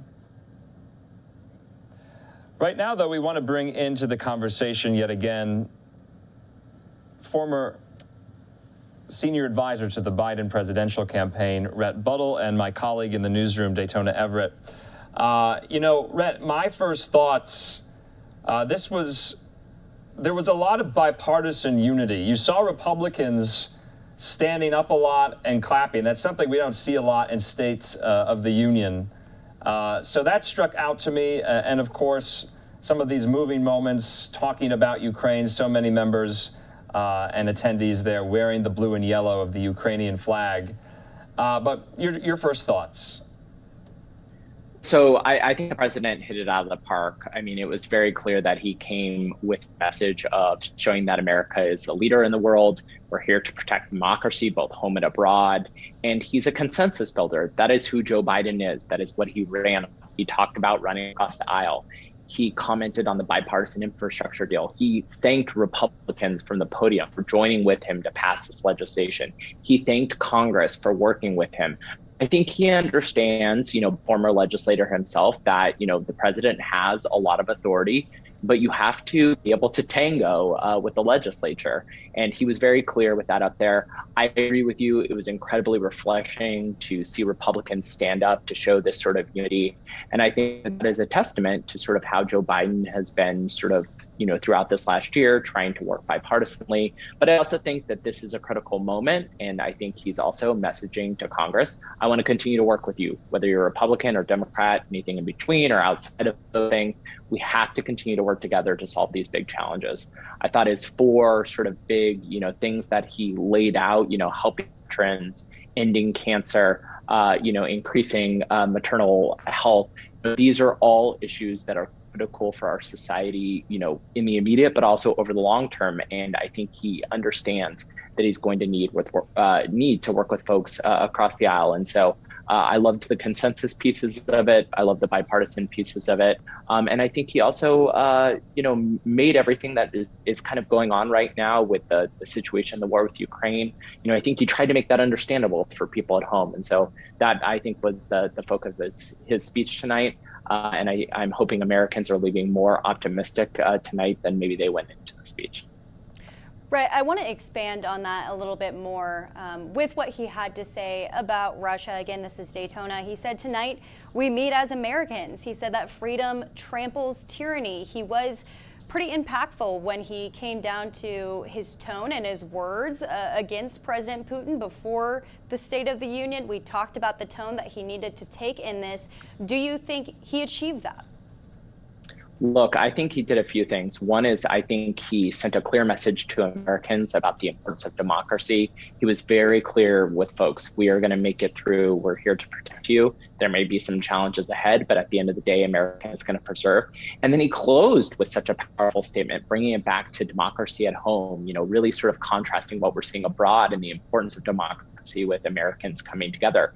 And then third, I think he was really straight. He sent a message to the world and to Vladimir Putin that America is not going to be pushed around. Him announcing the fact that, we're canceling Russian flights to America, just another symbol of the economic impact that we're going to ratchet up on Putin and how serious we're taking this issue as we continue to stand with our European allies. So I think all of those are really important messages for the American public. And look, it's not just Americans who are watching this tonight. People around the world are looking to America, and I think they're questioning, is America taking this leadership position? And I think the president answered, yes, we're taking this leadership position. We're going to work with our European allies. We're going to protect democracy here at home and abroad. Rhett, two things that stuck out to me because you were talking about no probably new or major policy proposals. Two, though, struck out to me. The DOJ will establish a task force to go after ill-gotten gains of Russian oligarchs, and the DOJ will name a chief prosecutor to go after COVID-19 pandemic fraud. So I thought that was interesting. Pretty major announcements there under the remit of the Department of Justice. As we continue to watch President Biden stick around, talking to his friends, talking to former colleagues on Capitol Hill, and that's what he did so often during the campaign. You were talking about the last few lines that we're trying to kind of get Americans riled up and inspire them. That was strictly from the campaign playbook. We've heard him say that time and time again, that Americans cannot get down. There's nothing Americans can't do that they don't put their mind to. That is a common refrain now of the Biden administration. And we have to talk about the politics of this because he's talking to a Congress that might not be his party's come 7 or 8 months from now. 31 House Democrats, are retiring. They're not seeking re-election. The Texas primary is tonight. What do you think is going through his head? He laid out a lot of legislative priorities. Do you think he's confident that he can get some of those done either before the midterm elections? Well, look, I think, you were talking about watching him there at the end. Biden is at his best. I had the pleasure of being on the White House lawn. The president signed the bipartisan infrastructure deal into law. The staff was trying to pull him away. He was just down there talking to people. I mean, he loves, talking with, Americans from all across the country, with legislators. He obviously served, in Congress for an extended amount of time. So he knows many of these people and has one-on-one relationships. And I think, the reason I'm providing that context is because I think it is to the ethos of the way that he approaches these issues. I think he really does believe that we can solve these challenges together. And part of that is, through the relationship he has with all of these folks. He spends time listening to them, meeting with them one-on-one as much as he can. He often has members of Congress fly with him on Air Force One when he's going with places, so he has time to catch up with them. That's an important part of the process. And so, look, politics is politics at the end of the day. Republicans obviously, want to endeavor to take back the House. That will obviously shift some of the prospects about what policy proposals make it. But I think what you see the president doing is you see him saying, look, I want to work with you regardless of party. I want to have these relationships one-on-one. I want to reach out sort of across the aisle. And I think he sees that as part of his strategy. What I will tell you is a lot of times, what we often hear in the news and the media is not what people say quietly. And so there's probably a lot of members of Congress who are in that room tonight who are saying, you know what, Joe Biden and I are from different parties, but it's so nice to have a president who showed up tonight, who defended democracy. We didn't have to worry he was going to say something that was going to, fly off the hook. Yeah, we might not agree on every policy, but, this is someone who has a lived American experience. We know that they have America's best interest at heart. And so I think, you may not hear this a ton from Republicans tonight, but I think, quietly what we often hear from people when we talk to them behind the scenes is it's really nice to have Joe Biden in the seat at this moment. Right. So obviously he is trying to bring some unity within Congress, just within Republicans and Democrats, but he also spoke directly to the American people and said, hey, we've come out of a pretty divisive time where people have not thought the same about a series of topics, including COVID-19, but we have the opportunity to move forward as an America. Do you think that the people who are in opposition of President Biden right now, hearing those words from him, is there potential for change, for unity?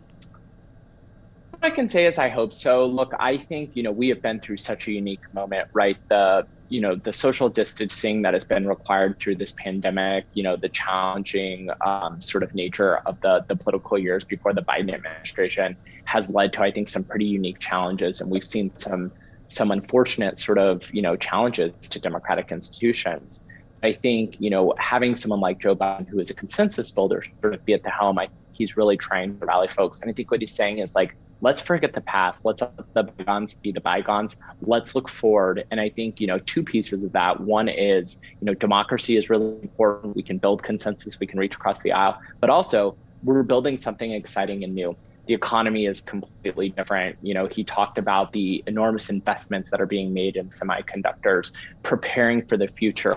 All of these things are a really important part of sort of the future that we want to build for our country and the children. And I think he was trying to say, let's continue to, have belief in our democratic institutions. At the same time, let's all come together and build the future of the country we want. And I think that was his goal when he laid out these 4 big things. Here's things we can tackle together. Here's things we all agree on. Let's tackle these challenges. Let's cure cancer. It doesn't matter whether you're Republican or Democrat. Almost everyone knows someone who has been unfortunately taken to cancer. That is something we can all get behind, we can all invest in, something we can accomplish together. All right, and as we continue this conversation, breaking down what was said in President Biden's first State of the Union address, he's still in the chamber right now, talking with lawmakers, talking about some of these legislative priorities that he has and wants to put forth. Right now, though, let's talk about some of the issues that he mentioned at length. Let's get back, though, 10 minutes on the Ukrainian war and the Russian invasion, saying essentially, and I think he was riffing here, this was not in the teleprompter, that Putin has no idea what's coming yet. That was a strong line. Yeah, so I mean, what Joe Biden is doing right now is a mix of business, but he's also talking to people, and I promise you what he's saying is, how's your kid? How's your grandkid? He is so family oriented. And so I think that is a mix of what's going on. Some of it's personal and some of it's business. Of course, the two in Washington relate. But look, yeah, I mean, it was warranted. He spent 10 minutes, talking about this precarious position of what is going on in the world. And I think he feels really strongly about America playing a leadership role, standing with our European allies. And as I mentioned, I think he wanted to do a few things. One was be clear with the American people about where we are, letting them know that they will be protected. There may be some difficult times ahead as we approach this war, but also that we have the perseverance. We've done this before, we'll get through it. And I think the second thing was, he is sending a clear message to Vladimir Putin. I promise you, the Kremlin and foreign dignitaries and other leaders all across the world who are watching the speech tonight, they're watching it very closely. And I think the president chose those words very carefully so the message was delivered. Yeah, and a lot of different messages being delivered tonight. I want to dive into the humanization of many of these topics, including, of course, Joshua Davis, the 13-year-old boy who was brought in from Virginia, who has type 1 diabetes. One of the other initiatives of the Biden administration capping insulin at $35 per month, among, obviously, a series of other health-related initiatives. This is just something that I have noticed with the Biden administration being able to put faces to these issues right now. How did you see all of that play out tonight? Well, look, I think one of the hardest things to do when you is to really just bring it down to what it means for American families, individuals, and small businesses. I actually spent 2 years working at the Department of Health and Human Services under the Obama administration. And a lot of times when we were working on issues, whether it was around the Affordable Care Act or healthcare cost issues, it was really important to sort of humanize it and put the impact on it. And the reality is, we live in the greatest country in the world. The things that our American pharmaceutical and biopharmaceutical companies, the things that they do and they're able to produce, with partners around the world are astounding. What we were able to do with COVID, with getting vaccines that were safe to help bring us out of this new phase of the pandemic, that's unreal. But the reality is that unfortunately, too many of these medicines and basic things that Americans have come to rely on, like insulin or other drugs, have just become too unaffordable for the average family and average individuals. And I think, if we have the great innovation to be able to make these drugs, we also should have the great innovation to be able to make them affordable for every American. And so I think that challenge from the president tonight is really important. I have to say, this is a key issue. We hear it from voters. I do tons of work with small business owners. We hear the rising cost of healthcare and drugs is their number one priority. They're having a hard time keeping the doors open, not necessarily because they don't have customers coming in, but because healthcare costs are too expensive. And part of that is the rising cost of drugs. And so I think the president is saying we have to be able to figure out this issue. Something like insulin is, very personal because it affects so many people across the country. But the reality is there's a number of life-saving drugs that have just become too far out of reach. And so I think he's really making a call. And to me, this is one area where I think there's a lot of bipartisan opportunity to figure out how do we make these drugs that Americans need to live an everyday life more affordable. And that's something that is definitely within Congress's reach. Rhett, another big moment was the standing ovation for retiring Justice Stephen Breyer. We know who the pick is now, Ketanji Brown Jackson. This is what Congress now has to take up, specifically the Senate. What did you make of that? And do you think that will be an uphill battle for the Biden administration? Well, so a few things. We talked a little bit about this at the top, but I also, when I was text messaging with my former colleagues from the campaigns who are in the administration and just, friends, we were saying how cool it was to see the vice president, sitting behind the president. And I think, one of the things that is so exciting about the Supreme Court nomination is, this is the first Black woman to ever be nominated for the Supreme Court. And I think, one of the things that I really learned in the policymaking process is that it's so important when decisions are being made in any room, whether it's on the legislative or the executive or the judicial, to make sure that the room looks like America. And I think has put forward an amazing qualified candidate, someone who has been confirmed by the Senate multiple times, I believe 3 times, with very bipartisan votes. She has, strong support from, Speaker Paul Ryan, who is no liberal, who said, look, we see the world differently, but her credentials are solid. This is a good person. And I think when you're picking candidates for the Supreme Court, you obviously want someone who is an amazing jurist, who has amazing legal credentials, all of which this candidate has. But at the same time, is a good person who comes from an amazing background, who quite frankly has an amazing story. And I think a lot of those things are going to persevere in these conversations. One of the things that we've seen is, so far to date, the process has been fairly normal. We've seen both Republicans and Democrats, begin to schedule meetings with the candidate for the Supreme Court. That's all positive news. As we move into the hearings, we'll see how the process plays out. But I think that this is one of the opportunities that we have to sort of, help bring sort of a normal rule of order to the system. So I'm excited to see how this plays out. And regardless, this is an amazing qualified candidate. And just the announcing of her candidacy is historic in so many ways for so many people in this country. Rhett, I want to talk about polling.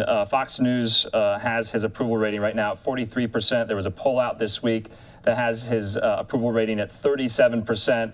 If State of the Unions can do anything, can they raise his poll numbers? That's really in former President Trump territory there, 43%, 37%. Do you think he'll get a bump after this speech?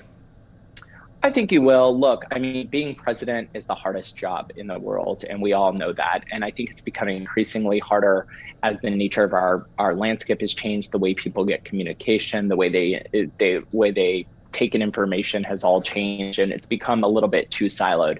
But I think so many people were paying attention. I'm really curious to see the numbers about the amount of people who watched the State of the Union tonight, because A, it feels like it was this moment, but also just a critical moment in the world. And so I think we had probably more people tune in on various platforms to see what's going on. And I think all expectations, the president did an amazing job of having a strong command of both domestic and international issues. There were no major slip-ups. As we noted earlier, it was a very consensus building, very bipartisan speech. And I think also an inspiring speech to Americans at this moment. You know, we look across the pond at what's happening in Europe and what's going on with Ukraine. It really spotlights for us how lucky we are to live in America. I talked about standing in the citadel of democracy. For anyone who stood in the Capitol, it just feels so powerful, and we feel so fortunate. And so I think having this sort of moment at this time has been really important. And I think the president did a really good job. So I'm hoping that the voters and the American people looked and heard what the president wanted to say. And I think for that, we will see voters' favorability of the president go up tonight. Well, right, we are just moments away from the Republican response. Iowa Governor Kim Reynolds going to be reacting to the speech just given by President Biden. Well, there was a couple of kind of touchy subjects, typically touchy subjects that were brought up in the speech, including the southern border and also the rise in crime, which are major conversations right now. And we heard from President Biden. He says he does not want to defund the police. He says he wants to fund the police, but went on to take it a little step further, saying with resources and training. Was that enough to get high marks from the Republican side? So it was, you know, those were actually 2 months of the speech that really had me kind of going, wow, there is like strong bipartisan support. So, you know, when he talked about funding the police and when he talked about securing the border, we saw both Democrats and Republicans hop up. And I think, you know, these are two critical issues where both sides of the aisle, you know, and I like to say everyone in between agrees that we need to find pragmatic solutions. And so I think folks were excited to see that he highlighted those solutions. I think he also put a stake in the ground on these issues. He's been very clear about the important role that law enforcement plays in society. He was clear about that on the campaign trail. I think he also recognizes that, like all institutions, you know, we have to begin to evolve to the changing nature of society. I think he's, you know, very sensitive to the dynamics of the way that. Sorry, I just have to cut you off here. Yeah. Sorry, we have Kim Reynolds, Iowa governor, starting the Republican response. Let's listen in. State of Iowa. Like you, I just watched the president's address. I listened as the governor of our state, as a mom and a grandmother of 11 who's worried our country is on the wrong track. We're now 1 year into his presidency, and instead of moving America forward, it feels like President Biden and his party have sent us back in time to the late 70s and early 80s, when runaway inflation was hammering families, a violent crime wave was crashing our cities, and the Soviet Army was trying to redraw the world map. Even before taking the oath of office, the president told us that he wanted to, quote, make America respected around the world again, and to unite us here at home. He's failed on both fronts. The disastrous Afghanistan withdrawal did more than cost American lives. It betrayed our allies and emboldened our enemies. North Korea is testing missiles again at an alarming rate. The Speaker of the House recently warned our Olympic athletes not to speak out against China. And now Russia has launched an unprovoked, full-scale military invasion of Ukraine, an attack on democracy, freedom, and the rule of law. Now all Americans must stand united in solidarity with the brave people of Ukraine as they courageously defend their country against Putin's tyranny as they fight for their freedom. But we shouldn't ignore what happened in the run-up to Putin's invasion, waiving sanctions on Russian pipelines while eliminating oil production here at home, focusing on political correctness rather than military readiness, reacting to world events instead of driving them. Weakness on the world stage has a cost, and the president's approach to foreign policy has consistently been too little, too late. It's time for America to once again project confidence. It's time to be decisive. It's time to lead. But we can't project strength abroad if we're weak at home. And that's what I want to discuss with you tonight. The President and Democrats in Congress have spent the last year either ignoring the issues facing Americans or making them worse. They were warned that spending trillions would lead to soaring inflation. They were told that their anti-energy policies would send gas prices to new heights, but they plowed ahead anyway, raising the price at the pump by 50% and pushing inflation to a 40-year high. 4 decades ago, when our nation was last reeling from inflation, I was a young working mom just starting out. My husband Kevin worked days while I watched our girls, and then we would literally switch. We would pass in the yard as he was coming home, and I was leaving to work evenings at the local grocery store. From across that checkout counter, I saw the pain of inflation on my neighbors' faces. I saw what happens when prices rise faster than wages. The Biden administration believes inflation is a, quote, high-class problem. I can tell you, it's an everybody problem. I saw moms and dads' paychecks buy them less and less. I watched working people choose which essentials to take home and which ones to leave behind. And now President Biden's decisions have a whole new generation feeling that same pain. When I took the oath of office 5 years ago, I promised Iowans that I would never lose sight of who I was working for, that I wouldn't become detached from the problems they were facing, from the problems that I had faced myself.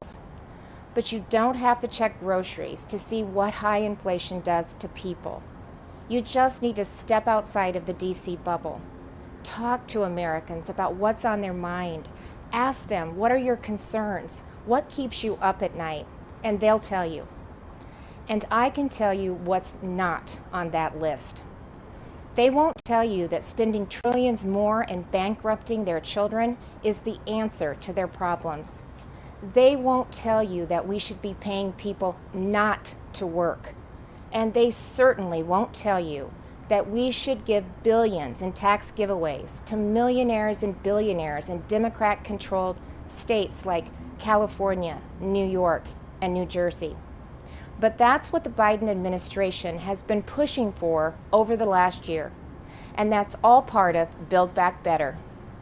Thankfully, the president's agenda didn't pass because even members of his own party said enough is enough. Well, the American people share that view. Enough is enough. And it's not just with DC spending. Americans are tired of a political class trying to remake this country into a place where an elite few tell everyone else what they can and cannot say, what they can and cannot believe. They're tired of people pretending the way to end racism is by categorizing everybody by their race. They're tired of politicians who tell parents they should sit down, be silent, and let government control their kids' education and future. Frankly, they are tired of the theater, where politicians do one thing when the cameras are rolling and another when they believe you can't see them, where governors and mayors enforce mandates but don't follow them, where elected leaders tell their citizens to stay home while they sneak off to Florida for sun and fun, where they demand that your child wear a mask, but they go maskless. So you've heard the excuses. They were just holding their breath, but it's the American people who are waiting to exhale, waiting for the insanity to stop. We now live in a country where violent crime is out of control. Liberal prosecutors are letting criminals off easy, and many prominent Democrats still want to defund the police. You know, it seems like everything is backwards. The Biden administration requires vaccines for Americans who want to go to work or protect this country, but not for migrants who illegally cross the border. The Department of Justice treats parents like domestic terrorists, but looters and shoplifters roam free. The American people are left to feel like they're the enemy. This is not the same country it was a year ago. The president tried to paint a different picture tonight, but his actions over the last 12 months don't match the rhetoric. It's not what he promised when he took office. But it doesn't have to be that way. There is an alternative. Across the nation, Republican governors and legislators are showing Americans what conservative leadership looks like, what it means to respect the people we serve, to hear them out, to stand up for them and walk alongside them. We know that our problems require bold action, but we also know that bold action doesn't have to mean government action. It's Americans making their own decisions for their own families and future. Republican governors face the same COVID-19 virus head-on.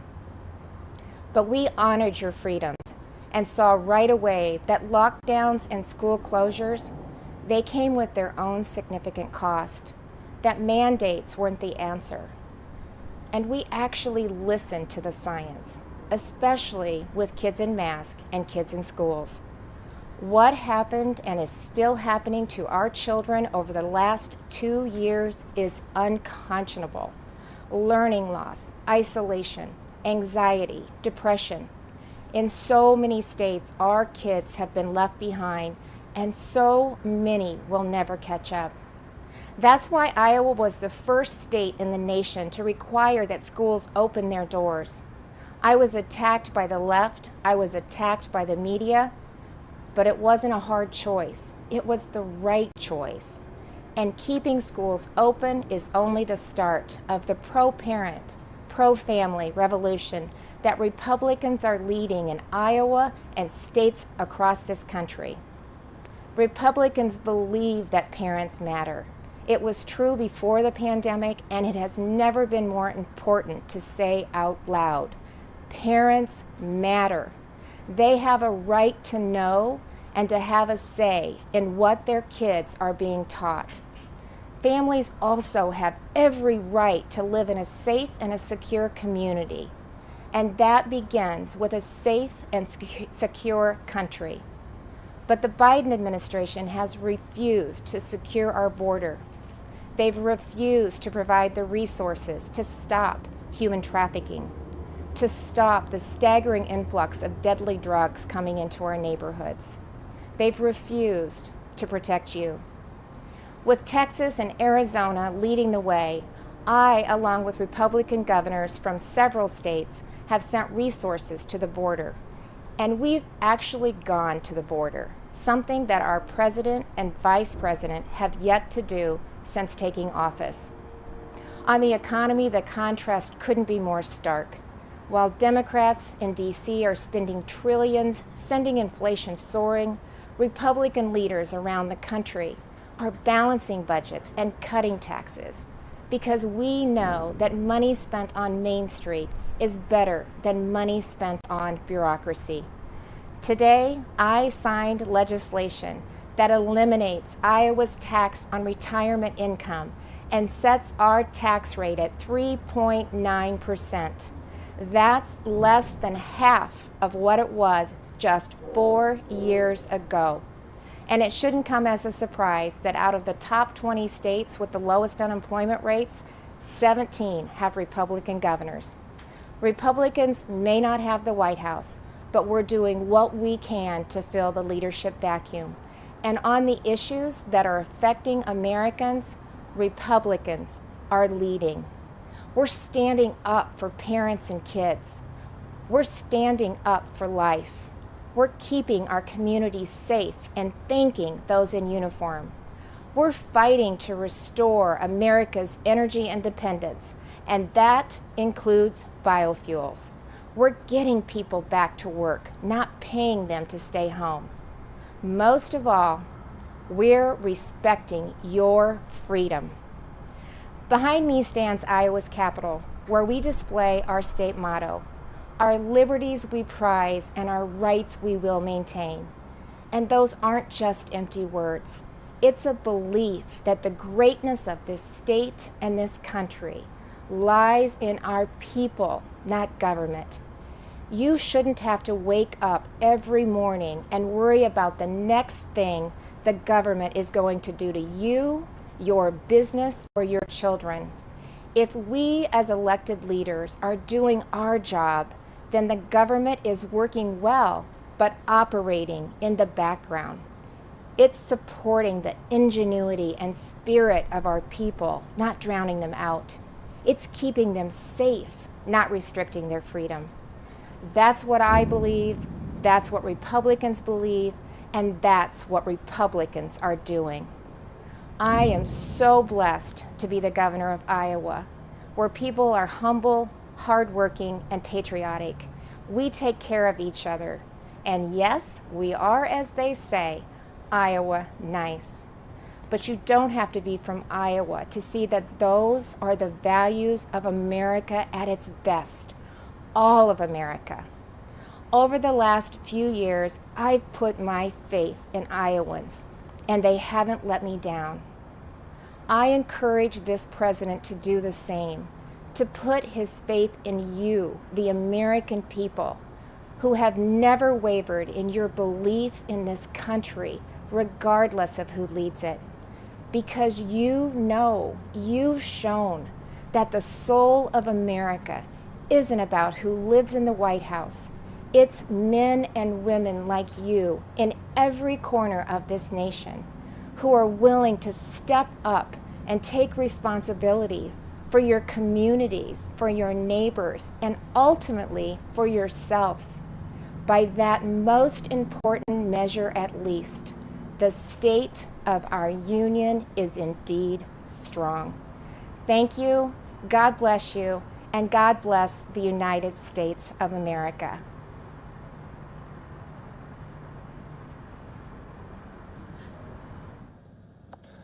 All right, we've been listening in to Iowa Governor Kim Reynolds give the Republican rebuttal to the State of the Union there from President Biden. Of course, she disagreed with a lot of what the president said. She might have heard a different speech than a lot of Democrats who were in the chamber. Let's talk about not only what Governor Reynolds said there, laying out a lot of Republican legislative priorities, but also what does this mean for President Biden's domestic legislative agenda going forward? I'm being joined by Spencer Brown. He is the managing editor of Town Hall Media. Spencer, good to see you. Thanks for being with us on this State of the Union night. I wanted your opinion, though, your first thoughts on President Biden. Well, I thought it was interesting to hear a lot of different ideas from him that run kind of opposite everything that he's done in his first year. You know, even though he wasn't able to get a lot of stuff done on his legislative agenda,